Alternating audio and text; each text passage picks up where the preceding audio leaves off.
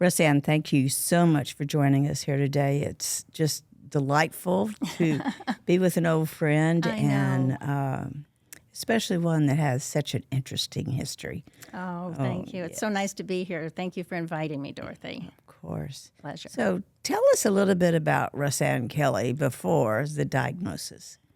Oh, my gosh. Going how far back? Well, not that far back, but I mean, just tell us about you and your dreams, what you were doing. Oh, well, I had a very peripatetic, I don't know if that's the word, career starting like many of us did back then as a teacher. And then we started our own business with my husband and grew it from 5 people in our living room to about 200 people. And from then I moved on to a client-server technology company in Greenway Plaza. Had clients all over the country, was always on an airplane. And then when I got on my last kid, almost off to college, I thought, I can do something I really want to do, and I can feel good about what I do, and I can stop tap dancing this fast. So that's when I moved to the United Way and into the nonprofit sector, and I have loved it. I've never looked back. It's just been a wonderful, wonderful second career for me. Oh, and you were so good at it. You were our facilitator with our leaders group, and we'd You all were my sit first there. one. Oh, were we? Yes, you were.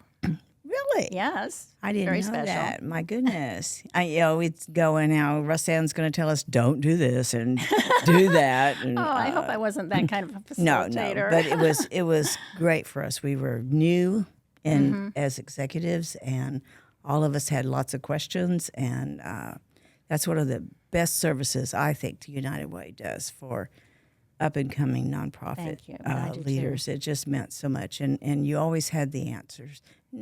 If you didn't, you knew where to go find them, so Right. that was a big part of it. Right, yeah. But now our history Yes. really goes back to around that time that you were diagnosed with breast cancer. So how were you diagnosed? Did you find a lump, or was it a I did. mammogram? I found a lump, and I went to my PCP at the time, my family practitioner, and she said, "Oh, it's probably nothing, but we'll do a biopsy." This was a group called McGregor. I'm going to say their name because they're no longer in business. And so they did the biopsy, and I got a call saying that the results had come back, and it was highly possible that it was carcinoma. And would I make an appointment with a surgeon? Did I want a lumpectomy or a mastectomy? That was your call? Yes. And, well, I was devastated. I was at work at the time, and Ronnie's and my office were right next to each other, and I was dissolved in tears. Ronnie heard me. She came over. We just hugged each other. I don't know who was more devastated, Ronnie or me. We just hugged each other and cried. And then Linda O'Black, who was the vice president at United Way, came down, and she again was very supportive and loving and caring. And so what I did then, Dorothy, because the diagnosis was kind of iffy, I picked up the phone and I called you. And I told you, and you got me an appointment with Dr. Janet the next day. And I took that report that they'd faxed over to me, and I showed it to Dr. Janet, and she looked at it, and she said, "This is really shoddy work. You need to get a second opinion." And Dorothy, that was in the day, because we're talking like 22 years ago, when it was really hard to get into MD Anderson. There was like a 3 or 4 month wait. Right. And I don't know what string she and the Rose pulled, but I got in like the next week to have a second biopsy at MD Anderson. Yeah, and you're talking about Janet Hoagland. Yes, And yes. she was a general surgeon who had had her own cancer experience, not breast cancer. But once she had her chemotherapy and all, she was not really able to return to surgery. Right. I remember that story now that you say that, yeah.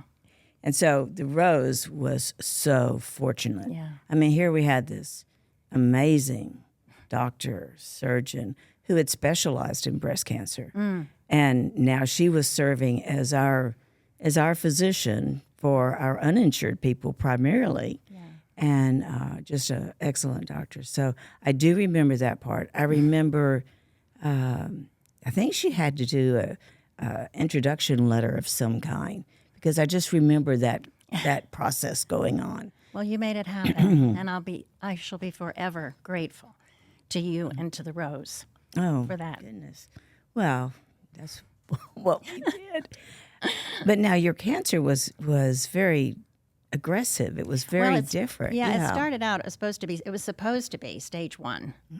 It started out. I had a lot of chemo. It was on the chest wall, so they were trying to shrink it to get it away from the chest wall. So they did a lot of aggressive chemo. That didn't work.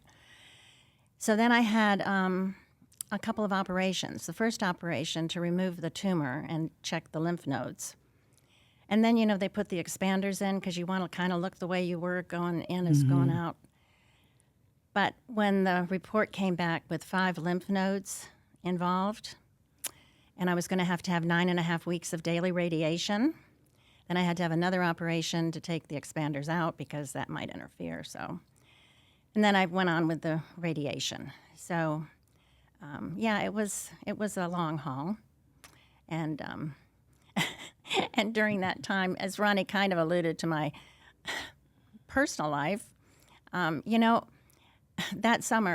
spring, my last son was going off to college, Dorothy, and I didn't want to be alone. I just didn't want to be alone in my life. I had been alone as an only child growing up and moving all over the country and overseas in 9 schools in 13 years through, kindergarten through high school. I just didn't want to be alone. So I married a man I didn't know very well. And,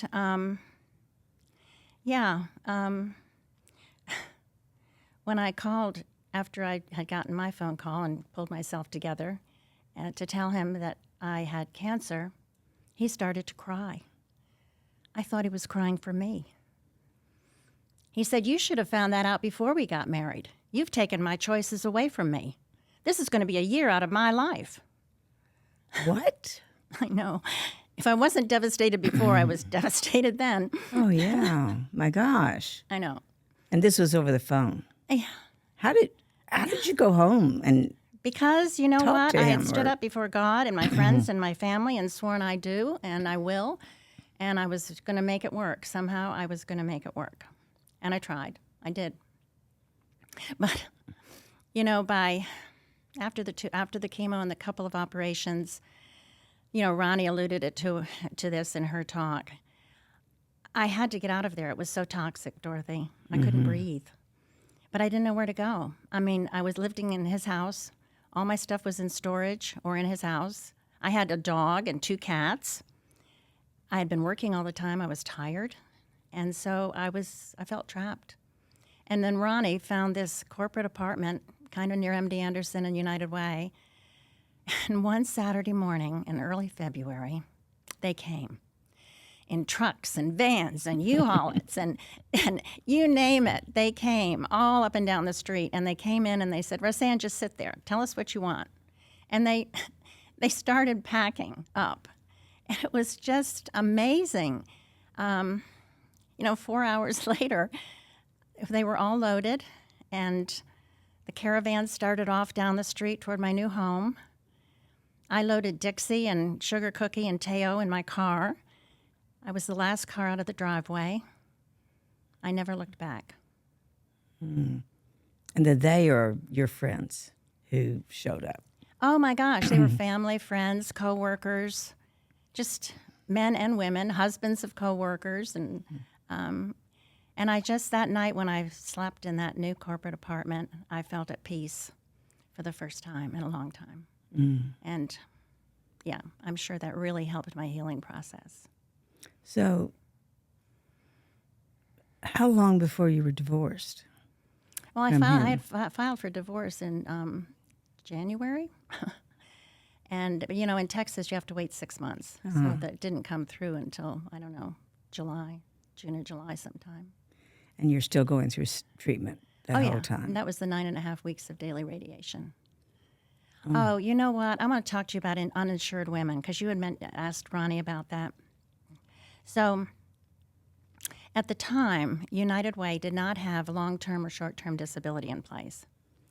So even though I kept working and I tried to keep working, I had gotten kind of tired and sick a lot, and so I had used up all my vacation time, all my sick time, and I was looking at not having a paycheck.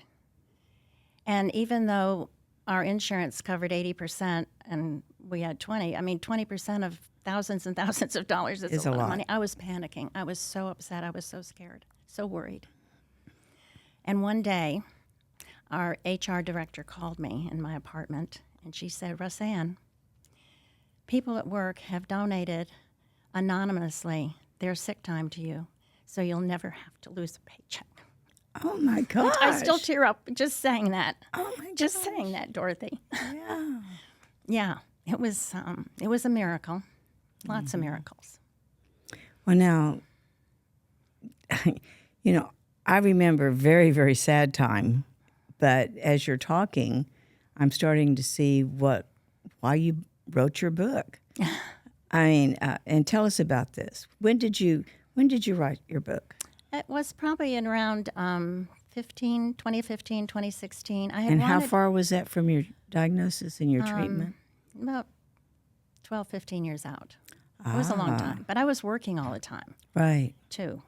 So I wanted to thank the people in some way, significant way, because they were angels in my life. They were angels with skin on in my life. I could not have made it without them. Ronnie was head angel, but there were my sons, there were coworkers, there were friends, there were strangers, people from everywhere. And I wanted to do something concrete to thank them. So that's when I decided to write a little book that I did, and I call it My Year of Angels. And how long did it take you to write it? Oh, it took me about a year. Oh. Yeah. I was fortunate because I had taken a couple writing courses in preparation for this, and one of my teachers was a woman who was head of writers in the schools, and she knew a man who was in the journalism program at U of H, and he became my editor, and he knew someone who was a graphic designer, so he helped, kind of put it together, and also to get it published on Amazon. So it just all came together. It was great. Yeah. And in it, I have read it and I have seen the reviews on it, but it's so uplifting. Oh, I mean, good. you just think that how could this woman have gone through so much? I mean, a husband that said, I didn't sign up for this, and all the other things. It seems like you had 3 moves in that 1 year. 4. 4. I had 4 moves in 1 year. Got married, got divorced, got cancer. 4 moves. Yep, 1 year. It was a year. It was a year, yes. It was a year, yeah. But you know what? It's I think, at the time I did not see the blessings when I was going through it. But as I look back, I'm so grateful for the love of all those people and for how it, I think, changed me in many ways. I find I am more compassionate, more patient, kinder, more grateful for every day, every single day, because it's a blessing. Mm-hmm. Every single day is a blessing. Do you ever find yourself going back to that time emotionally or feeling afraid like you must have felt back then? No, it was a hard time for sure, and I was afraid during that time. Mm-hmm. But, I came to believe that God wanted me to experience unconditional love in my lifetime, and the angels he sent to help me were how he chose to do that. And that's what I think of, and that's what I remember. And do you find yourself talking to other women who have breast cancer? Oh, sure, yeah. In addition to my relationship with you and the Rose, I also became a volunteer and a volunteer trainer with an organization called CanCare. Mm-hmm. And they provide hope and walk along beside people who have cancer. And then, as other people have come into my life with different experiences, like Ronnie was saying, you just do whatever you can. And you don't always ask. Sometimes you just do show up with the groceries, or you just do show up to take them somewhere. Because when they say, well, what can I do for you? Well, you don't know. You're so overwhelmed with everything. It's hard to make a list of, well, I need this. So you just do what you can. Pass it on. I think it's important to pass it on. And you were fairly young when you were diagnosed. I was in my 40s. Yeah. Again, at that time, 40-year-olds were not getting breast cancer, and a lot of it was kind of, just like you said, it's probably not anything, but we'll go ahead and do this biopsy. We'll just see. Right. It was really not taken as seriously. I'm not even sure if it is even now, but we are seeing a lot of young women with breast cancer. And it just has a whole different, it's always devastating. It's always difficult. But I think when you think you have your whole life ahead of you, years and years to go, then it is a different experience. It really is. Well, thank goodness for the Rose and for your advocacy and for your putting the awareness out there that this is not an old people's disease. No, it's not. That, young people need to be made aware and monitored and tested and followed. And do you have surveillance still every year? Nope, outgrew it. Outgrew it. Well, that's a good thing. It's a great thing. Yes. So, what do you want most in your life right now? It sounds probably corny if I say it. I want to be a light in God's world. Oh. I just like to make a little difference somewhere, somehow. Be a good grandmother, be a good Gigi to my grandkids, be a good friend to my friends. I had to retire 3 times before it took. But it finally did. And what I do now is I teach ESL, English as a Second Language, and civics to immigrants so that they can learn English and get a job or get a better job or talk to their kid's teacher, or they can get their American citizenship. And I love it. I just love it. And where do you do that? I do it. Well, I do it through MAM, the Management Assistant, the Memorial Assistance Ministries, and then also a couple of companies have hired me to help their employees that they want to move up in the chain, and their English needed help. So I'm happy to. And Dorothy, I still facilitate 2 leader circles. Oh, you're kidding! I'm not kidding. All these years later, yes. Oh my gosh! I know. Well, why did you not come back to us? I think you were self-facilitating by that point. I don't know. I don't know. But We never had another one. I know. You were my first. You were my first and my best. Oh. Well, they're all good. Well, of course. We were the best class you ever had. Yes. But I tell you, you're all my heroes. All of you. Well, you certainly guided us during those early years.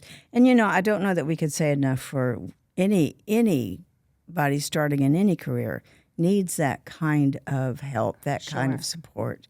But I do think really for women, it is critical because we would sit there and talk about things that would be very difficult to talk with anyone else about. No matter how much you appreciate your employees or any of that, there's just things that you can't talk about to anyone else who's not dealing with it.